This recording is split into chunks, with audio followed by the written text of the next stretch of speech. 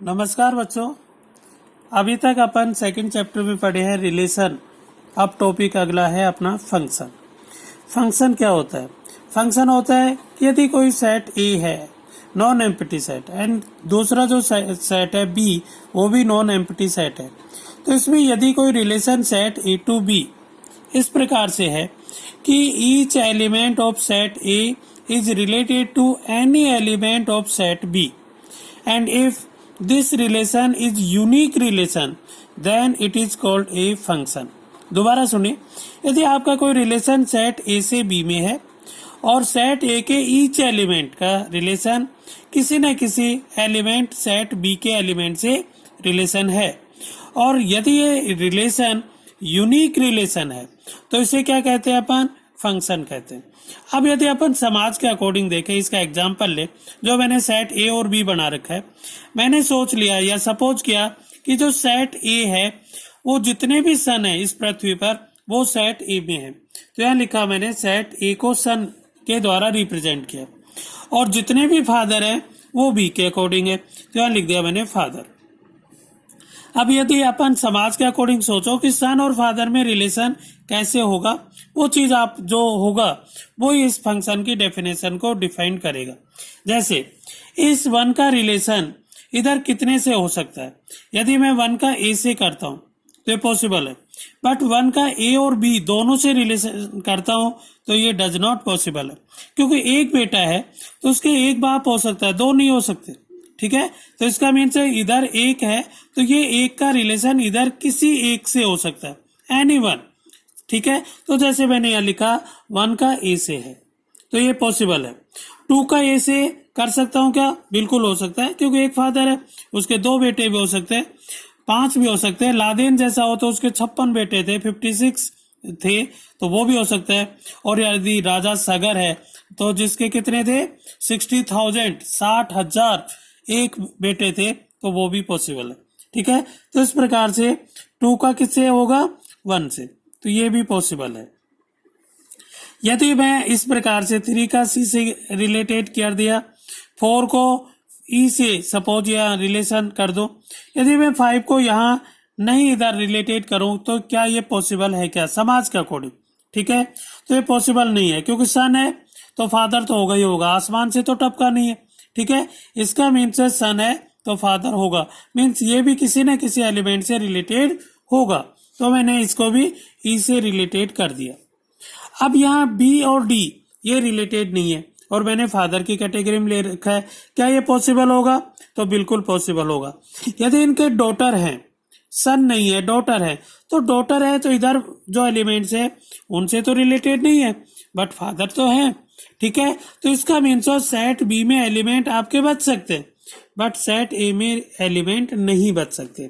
तो यही चीज, यही जो डेफिनेशन है वही मैथ्स की डेफिनेशन है कि आपका यदि कोई रिलेशन, अब मैथमेटिकली रूप से अपन बोले कि if a relation set A to B, thus each element of set A is related to any element of set B, and if this relation is unique relation then it is called a function। तो ये क्या कहलाता है? Function कहलाता है।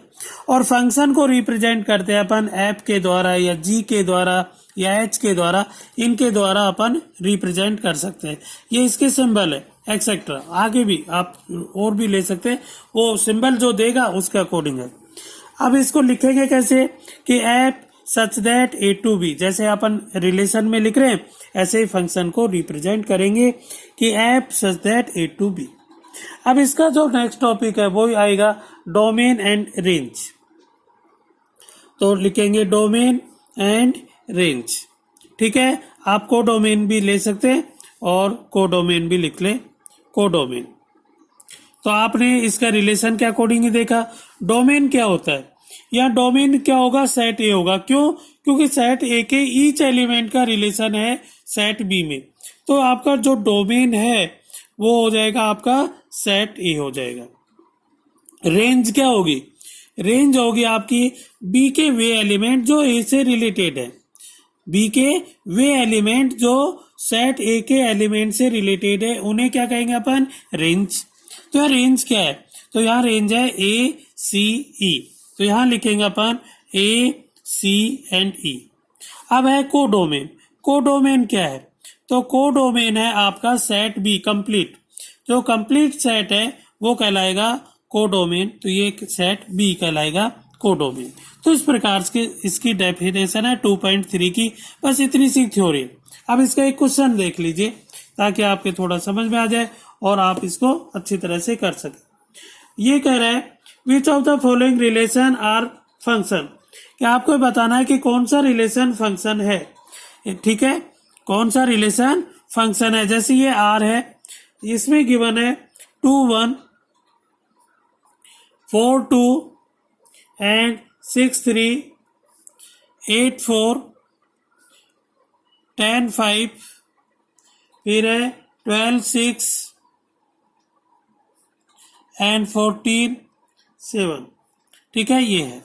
अब यहाँ देख रहे हैं अपन, यहाँ जो डोमेन है जैसे 2 का 1 से है, 4 का 2 से, सब सेपरेट है।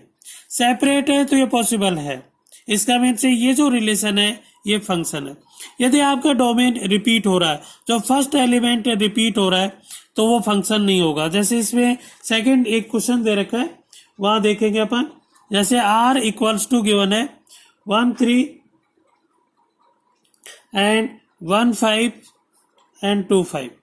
तो यहाँ देख रहे हैं 1 का 3 से भी रिलेशन है, 1 का 5 से भी रिलेशन है। मीन्स 1 एक ऐसा एलिमेंट है जिसके इमेज 2 है, एक 3 से रिलेटेड है और एक 5 से रिलेटेड है। तो इस प्रकार का जब क्वेश्चन आएगा तो वो फंक्शन नहीं होगा। तो हम लिखेंगे 1 have 2 image so that it is not a function.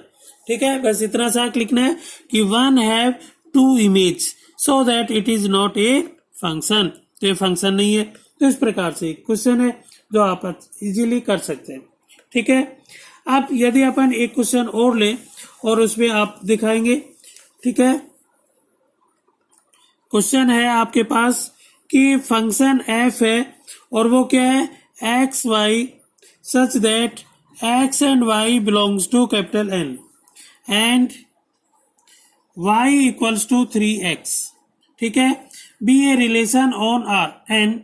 N में एक रिलेशन है, find its domain, codomain and range and is this relation is a function. ये बताना आपको। तो यहाँ आपको जो y इक्वल्स टू 3x है, इसके अकॉर्डिंग आप कंडीशन लेंगे।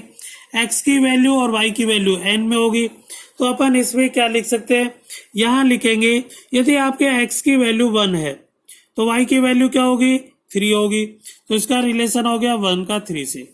यदि x की वैल्यू 2 है तो y की वैल्यू क्या होगी, 6 होगी।